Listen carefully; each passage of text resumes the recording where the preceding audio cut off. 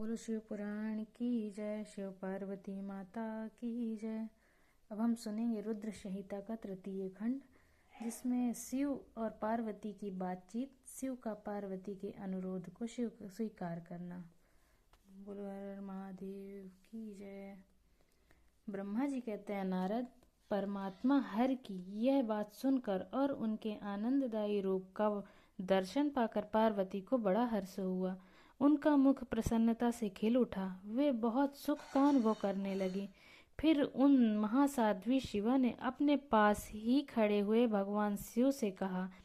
पार्वती बोली, देवेश्वर, आप मेरे स्वामी हैं। प्रभु, पूर्व काल में आपने जिसके लिए हर्षपूर्वक दक्ष के यज्ञ का विनाश किया था, उसे क्यों भुला दिया था? वे ही आप हैं और वही मैं हूँ। देवेश्वर, इस समय मैं तारकासुर से दुख पाने वाले देवताओं के कार्य की सिद्धि के लिए रानी मैना के गर्भ से उत्पन्न हुई हूँ। देवेश, यदि आप प्रसन्न हैं और यदि मुझ पर कृपा करते हैं तो मेरे पति हो जाइए। ईशान प्रभु, मेरी यह बात मान लीजिए। आपकी आज्ञा लेकर मैं पिता के घर जाती हूँ। अब आप अपने विवाह रूप परम उत्तम विशुद्ध यश को सर्वत्र विख्यात कीजिए। नाथ प्रभु, आप तो लीला करने में कुशल हैं, अतः मेरे पिता हिमवान के पास चलिए और याचक बनकर उनसे मेरी याचना कीजिए। लोक में मेरे पिता के यश को फैलाते हुए आपको ऐसा ही करना चाहिए।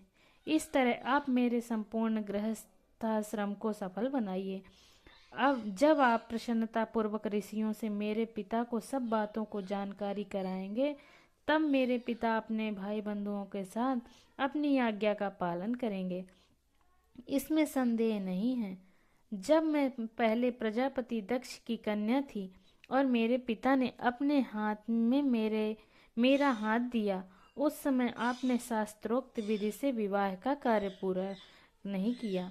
मेरे पिता दक्ष ने ग्रहों की पूजा नहीं की, अतः उस विवाह में ग्रह पूजन विषयक बड़ी भारी त्रुटि रह गई। इसलिए प्रभु महादेव, अब की बार देवताओं के कार्य की सिद्धि के लिए आप शास्त्रोक्त विधि से विवाह कार्य का संपादन करें। विवाह की जैसी रीति है उसका पालन आपको अवश्य करना चाहिए। मेरे पिता हिमवान को जब अच्छी तरह ज्ञात हो जाना चाहिए कि मेरी पुत्री ने शुभ कारक तपस्या की है। पार्वती की ऐसी बात सुनकर भगवान सदाशिव बड़े प्रसन्न हुए और उनसे हंसते हुए वे प्रेम पूर्वक बोले। शिव ने कहा, देवी महेश्वरी, मेरी यह उत्तम बात सुनो। यह उचित, मंगलकारक और निर्दोष है। इसे सुनकर वैसा ही करो। वरानने, ब्रह्मा आदि जिसने भी प्राणी हैं, वे सब अनित्य हैं।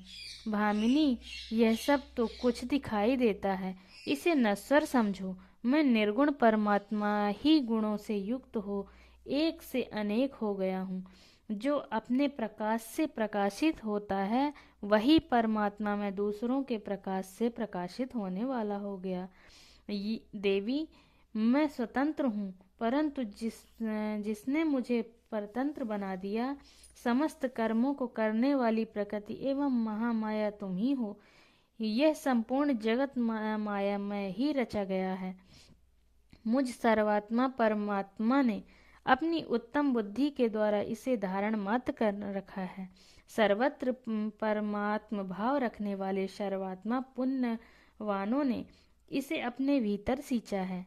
यह तीनों गुणों से अवेक्षित है। देवी, वरवर्णी कौन मुख ग्रह है, कौन से ऋतु समूह हैं, अथवा कौन सा दूसरे उपग्रह हैं, इस समय तुमने शिव के लिए क्या कहा है, किस कर्तव्य का विधान किया है? गुण और कार्य के भेद से हम दोनों ने इस जगत में भक्त वत्सलता के कारण भक्तों को सुख देने के हेतु अवतार ग्रहण किया है। तुम्ही रजः सत्व तमोमयी त्रिगुणात्मिकता सूक्ष्म प्रकृति हो, सदा व्यापार कुशल सगुणा और निर्गुणा भी हो। सुमध्य में मैं यहाँ संपूर्ण भूतों का आत्मा, निर्विकार एवं निरीह हूँ। भक्ति की इच्छा से मैंने शरीर धारण किया है। शैलजे, मैं तुम्हारे पिता हिमवान के पास नहीं जा सकता तथा भिक्षुक होकर किसी तरह तुम्हारी उनसे याचना भी नहीं कर सकता। गिरिराज नंदिनी, महान गुणों से अत्यंत गौरवशाली महात्मा पुरुष भी अपने मुंह से दे ही दो यह बात निकालने पर तत्काल लघुता को प्राप्त हो जाता है। कल्याणी, ऐसा जानकर तुम्हारे लिए क्या कहती हो? ऐसा जानकर हमारे लिए क्या कहती हो? भद्रे, तुम्हारी आज्ञा से मुझे सब कुछ करना है, अतः जैसी तुम्हारी इच्छा है वैसा करो। महादेव जी के ऐसा कहने पर भी सती साध्वी कामलोचना महादेवी शिवा ने उन भगवान शंकर को बारंबार भक्ति भाव से प्रणाम करके कहा। पार्वती बोली, नाथ, आप आत्मा हैं और मैं प्रकृति हूँ। इस विषय में विचार करने की कोई बात नहीं है। हम दोनों स्वतंत्र और निर्गुण होते हुए भी भक्तों के अधीन होने के कारण सगुण हो जाते हैं। शंभो प्रभु, आपको प्रयत्न पूर्वक मेरी प्रार्थना के अनुसार कार्य करना चाहिए। शंकर, आप मेरे लिए याचना करें और हिमवान को दाता बनने का सौभाग्य प्रदान करें। महेश्वर, मैं सदा आपकी भक्ता हूँ, अतः मुझ पर कृपा कीजिए। नाथ, सदा जन्म जन्म में मैं ही आपकी पत्नी होती रही हूँ। आप परब्रह्म परमात्मा हैं, निर्गुण हैं, प्रकृति से परे हैं, निर्विकार निरीह तथा स्वतंत्र परमेश्वर हैं। तथापि भक्तों के उद्धार में संलग्न होकर यहाँ सगुण भी हो जाते हैं, स्वात्मा राम होकर भी लीला विहीन बन जाते हैं, क्योंकि आप नाना प्रकार की लीलाएं करने में कुशल हैं। महादेव महेश्वर, मैं सब प्रकार से आपको जानती हूँ सर्वत्र। अब बहुत कहने से क्या लाभ, मुझ पर दया कीजिए। नाथ, महान अद्भुत लीला करके लोक में अपने सुयश का विस्तार कीजिए, जिसे गा गा कर लोग अनायास ही भवसागर से पार हो जाएं। ब्रह्मा जी कहते हैं, नारद, ऐसा कहकर गिरिजा ने महेश्वर को बारंबार प्रणाम किया और मस्तक झुकाकर हाथ जोड़ वे चुप हो गईं। उनके ऐसा कहने पर महात्मा महेश्वर ने लोक लीला का अनुसरण करने के लिए वैसा करना स्वीकार कर लिया। पार्वती ने जो कुछ कहा था उसी को प्रसन्नता पूर्वक कहने के लिए उद्यत होकर वे हंसने लगे। तदंतर हर्ष से भरे हुए शंभु अंतर्ध्यान हो कैलाश को चले गए। उस समय काली के विरह में उनका चित्त उन्हीं की ओर खिंच गया था। कैलाश पर जाकर परमानंद में निमग्न हुए महेश्वर ने अपने नंदी आदि गणों से वह सारा वृतांत कह सुनाया। वे भैरव आदि सभी गण को वह सब समाचार सुनकर अत्यंत सुखी हो गए और महान उत्सव करने लगे। नारद, उस समय वहां महान मंगल होने लगा। उनके दुख नष्ट हो गए तथा रुद्रदेव को भी संपूर्ण आनंद प्राप्त हुआ। बोलो शिव पुराण की जय। 29वां अध्याय संपूर्ण। 30वां अध्याय श्रवण करेंगे। इसमें क्या कहते हैं? पार्वती का पिता के घर में सत्कार, महादेव जी की नट लीला का चमत्कार, उनका मैना आदि से पार्वती को मांगना तथा माता पिता के इनकार करने पर अंतर्ध्यान हो जाना। ब्रह्मा जी कहते हैं, नारद, भगवान शंकर के अपने स्थान को चले जाने पर सखियों सहित पार्वती भी अपने रूप को सफल करके महादेव जी का नाम लेती हुई पिता के घर चली गईं। पार्वती का आगमन सुनकर मैना और हिमांचल दिव्य रथ पर आरूढ़ हो हर्ष से विह्वल होकर उनकी अगवानी के लिए चले। पुरोहित, पुरवासी, अनेकानेक सखियां तथा अन्य सब संबंधी भी आ पहुँचे। पार्वती के सारे भाई मैनाक आदि बड़े हर्ष के साथ जय जयकार करते हुए उन्हें घर ले आने के लिए गए। इसी बीच में पार्वती अपने नगर के निकट आ गई। नगर में प्रवेश करते समय शिवा देवी ने अपने माता पिता को देखा, जो अत्यंत प्रसन्न और हर्ष से विह्वल चित्त होकर दौड़े चले आ रहे थे। उन्हें देखकर हर्ष से भरी हुई काली ने सखियों सहित प्रणाम किया। माता पिता ने पूर्ण रूप से आशीर्वाद दे पुत्री को छाती से लगा लिया और ओ मेरी बच्ची ऐसा कहकर प्रेम से विह्वल हो रोने लगे।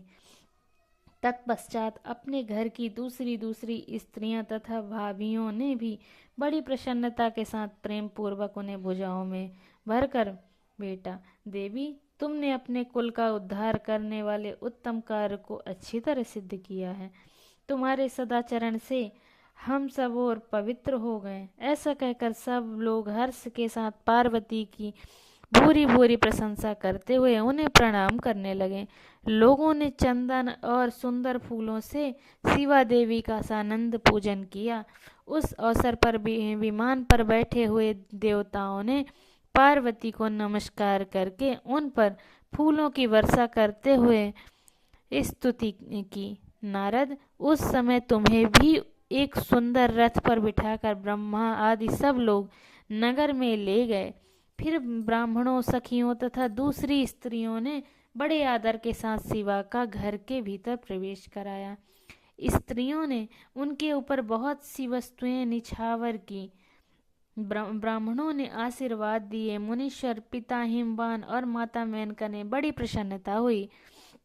उन्होंने अपने गृहस्थ आश्रम को सफल माना और यह अनुभव किया कि कुपुत्र की अपेक्षा सुपुत्री ही श्रेष्ठ है।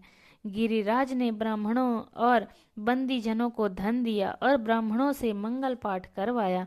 मुने, इस प्रकार पार्वती के साथ हर्ष भरे माता पिता, भाई तथा भौजाइयां भी घर के आंगन में प्रसन्नता पूर्वक बैठी। तदंतर हिमवान प्रसन्न चित्त से सबका आदर सत्कार करके गंगा स्नान के लिए गए। इसी बीच में सुंदर लीला करने वाले भक्त वत्सल भगवान शंभु एक अच्छा नाचने वाला नट बनकर मेनका के पास गए। उन्होंने बाएं हाथ में सींग और दाएं हाथ में डमरू ले रखा था। पीठ पर कथरी रख छोड़ी थी। लाल वस्त्र पहने थे। भगवान रुद्र नाच और गान में अपनी निपुणता का परिचय दे रहे थे।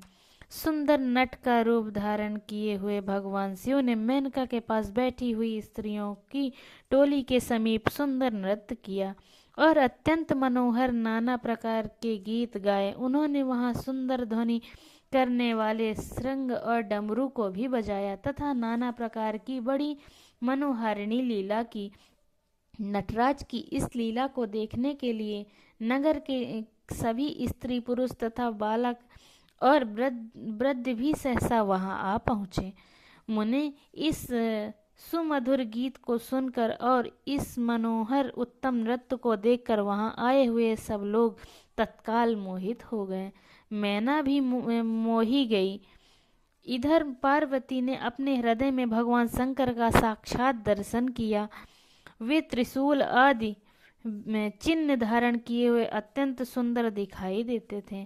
उनका सारा अंग विभूति से विभूषित था। वे हड्डियों की माला से अलंकृत थे। उनका मुख सूर्य, चंद्र एवं अग्नि रूप 3 नेत्रों से अवद्वासित था। उन्होंने नाग का यज्ञोपवीत धारण किया था।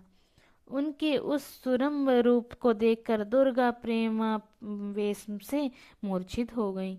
गौर वर्ण विभूषित दीन बंधु, दया सिंधु और सर्वथा मनोहर महेश्वर पार्वती से कह रहे थे कि वर मांगो। अपने हृदय में विराजमान महादेव को इस रूप में देखकर पार्वती देवी ने उन्हें प्रणाम किया और मन ही मन वह वर मांगा कि आप मेरे पति हो जाइए।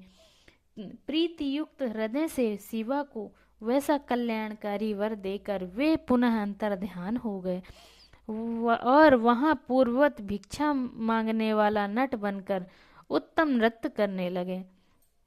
उस समय मैना सोने की थाली में रखे हुए सुंदर से सुंदर रत्न ले उन्हें प्रसन्नता पूर्वक देने के लिए गई।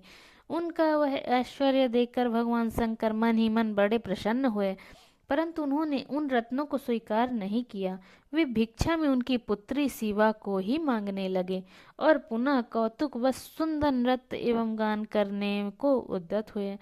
मैना उस भिक्षुक नट की बात सुनकर अत्यंत कुपित हो उठी और उसे डांटने फटकारने लगी। उनके मन में उसे बाहर निकाल देने की इच्छा हुई। इसी बीच में गिरिराज हिमवान गंगा जी से नहाकर लौट आए। उन्होंने अपने सामने उस नराकार भिक्षुक को आंगन में खड़ा देखा। मैना के मुख से सारी बातें सुनकर उनको भी बड़ा क्रोध हुआ। उन्होंने अपने सेवकों को आज्ञा दी कि इस नट को बाहर निकाल दो। मुनिश्रेष्ठ, वे नटराज विशालकाय अग्नि की भांति अपने उत्तम तेज से प्रज्वलित हो रहे थे। उन्हें छूना भी कठिन था, इसलिए कोई भी उन्हें बाहर ना निकाल सका। तात फिर जो नाना प्रकार की लीलाओं में विशारद उन भिक्षु शिरोमणि ने शैलराज को अपना अत्यंत प्रभाव दिखाना प्रारंभ किया। हिमवान ने देखा भिक्षुक ने यहाँ तत्काल ही भगवान विष्णु का रूप धारण कर लिया है। उनके मस्तक पर किरीट, कानों में कुंडल और शरीर पर पीत वस्त्र शोभा पाते हैं। उनकी 4 भुजाएं हैं।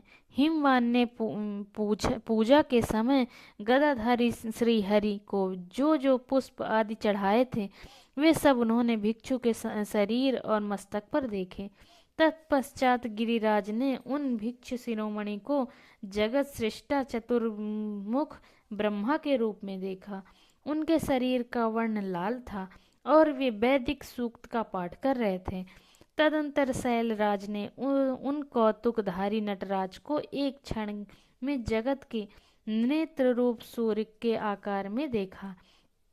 तात उसके बाद वे महान अद्भुत रुद्र के रूप में दिखाई दिए। उनके साथ देवी पार्वती भी थी। वे उत्तम तेज से संपन्न रमणीय रुद्र धीरे धीरे हंस रहे थे। फिर वे केवल तजोमय रूप में दृष्टिगोचर हुए। उनका वह रूप निराकार, निरंजन, उपाधि शून्य, निरीह एवं अत्यंत अद्भुत था। इस प्रकार हिमवान ने उनके बहुत से रूप देखे। इससे उन्हें बड़ा विस्मय हुआ और वे तुरंत ही परमानंद में निमग्न हो गए। तदंतर सुंदर लीला करने वाले उन भिक्षु शिरोमणि ने हिमवान और मैना से दुर्गा को भी भिक्षा के रूप में मांगा। दूसरी कोई वस्तु ग्रहण नहीं की, परंतु शिव की माया से मोहित होने के कारण शैलराज ने उनकी उस प्रार्थना को स्वीकार नहीं किया। फिर भिक्षु ने कोई वस्तु नहीं ली और वे वहां से अंतर ध्यान हो गए। तब मैना और शैलराज को उत्तम ज्ञान हुआ और वे सोचने लगे, भगवान शिव हमें अपनी माया से छलकर अपने स्थान को चले गए। यह विचार कर उन दोनों की भगवान शिव में पराभक्ति हुई, जो महान मोक्ष की प्राप्ति कराने वाली, दिव्य तथा संपूर्ण आनंद प्रदान करने वाली है। बोलो शिव पुराण की जय। 30वां अध्याय संपूर्ण।